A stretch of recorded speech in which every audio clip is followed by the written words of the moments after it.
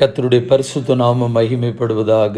22/7/2026 புதன்கிழமை, புதிய நாள், புதிய கால வேளைக்காய் கர்த்தரை நன்றியோடு துதிக்கிறேன், ஸ்தோத்திரிக்கிறேன். இந்த நாளுக்கான கர்த்தருடைய வார்த்தை வெளிப்படுத்தின விசேஷம் 21ஆம் அதிகாரம் 5ஆம் வசனம். இதோ நான் சகலத்தையும் புதிதாக்குகிறேன் என்றார். ஐ ஆம் மேக்கிங் எவ்ரிதிங் நியூ. புதிதாக்கும் தேவன் என்கிறதான வார்த்தைகளிலே இதை குறித்து வேதம் நமக்கு என்ன சொல்லி வைத்திருக்கிறது என்கிற ஒரு சில வசனங்களை நாம் தியானித்து இந்த நாளையும் நம்மையும் கர்த்தருடைய கருத்தில் ஒப்பு கொடுத்து நாம் இணைந்து தேவ சமூகத்தில் ஜெபிப்போம். ஆம் பிரியமானவர்களே, ஆண்டவர் சொல்லுகிறார், நான் சகலத்தையும், கர்த்தருக்கு ஸ்தோத்திரம், புதிதாக்குகிறேன். ஒருவேளை உலகத்தில் ஒரு பழமொழி மக்கள் தங்களுடைய ஒரு பண்டிகை நாட்களிலே விதமாக சொல்லுவார்கள், பழையன கழிதலும் புதியன புகுதலும் என்று சொல்லி. வெளி தேசங்களெல்லாம் பார்க்கும் பொழுது வருடத்திற்கு ஒரு விசை தங்களுடைய வீட்டில் பயன்படுத்துகிற அத்தனை பொருட்களையும் அவர்கள் மாற்றி புதிய பொருட்களை வாங்குவார்கள். அப்படி அது உடையாமல் இருந்தாலும் சரி, அது பயன்படுத்தப்படாத பொருட்களாக நல்ல நிலைமையில் இருந்தாலும் சரி, அவருடைய காரியங்கள் அது பழையது.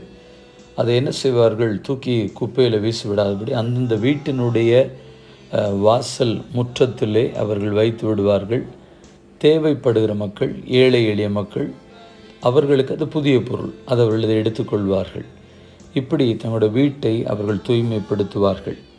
ஆண்டவர் சொல்கிறார், இதோ நான் சகலத்தையும் புதிதாக்குகிறேன் என்று சொல்லி. உங்களுடைய பழைய வாழ்க்கை மாறுவதாக, பழைய ஜீவிதம் மாறுவதாக, பழைய வாழ்க்கையின் அனுபவங்கள் மாறுவதாக, பழைய கவலைகள், பழைய வேதனைகள் எல்லாம் மாறி, கர்த்தருக்கு ஸ்தோத்திரம், புதிய விதத்தில் உங்களுடைய வாழ்க்கை மகிழ்ச்சினாலும் சந்தோஷத்தினாலும் மன நிறைவினாலும் மாறுவதாக.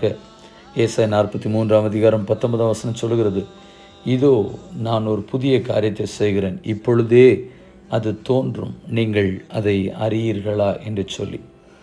ரோமர் 12ஆம் அதிகாரம் 2ஆம் வசனம் சொல்கிறது, நீங்கள் இந்த பிரபஞ்சத்திற்கு ஒத்த வேஷம் தெரியாமல் தேவனுடைய நன்மையும் பிரியமும் பரிபூர்ணமான சித்தம் இன்னதென்று பகுத்தறியத்தக்கதாக உங்கள் மனம் புதிதாகிறதுனாலே மறுரூபமாகுங்கள். மனதும் புதிதாக்கப்படுகிறது. எபேசியர் 4ஆம் அதிகாரம் 23-24 வசனங்கள்.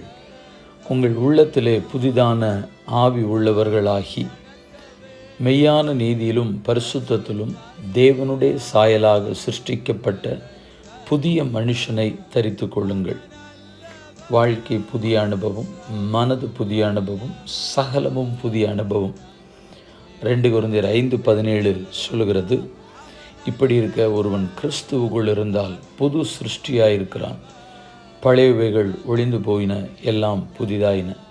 அப்படியானால் பழைய வாழ்க்கை, பழைய பேச்சு, பழைய சுபாவம், பழைய சிந்தனைகள், பழைய செயல்பாடுகள், பழைய நடக்கைகள் எல்லாம் மாறி வாழ்க்கை முழுவதும் புதிதாக்கப்பட்ட அனுபவத்திலே மாறுகிறது.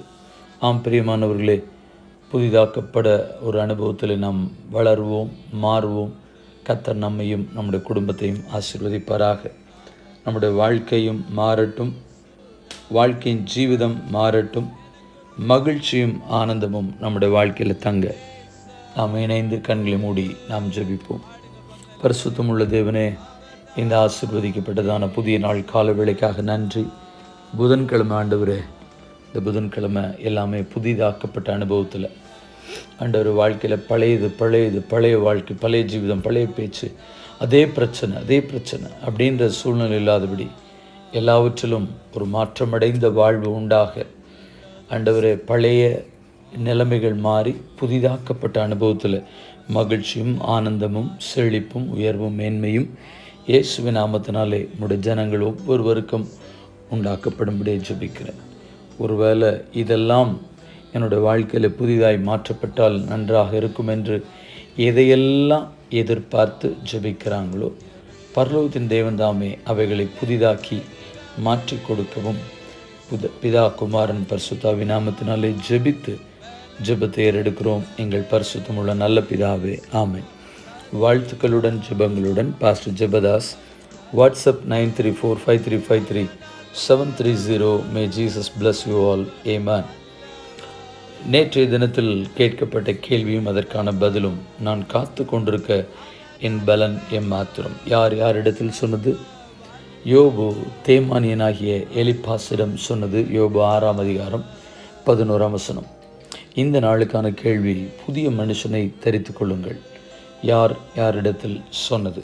மீண்டும் வார்த்தைகளுடன் ஜெபங்களுடன் நாளைய தினத்தில் உங்களை சந்திக்கிறேன். கிருபை உங்களோடு கூட இருப்பதாக. ஆமென்.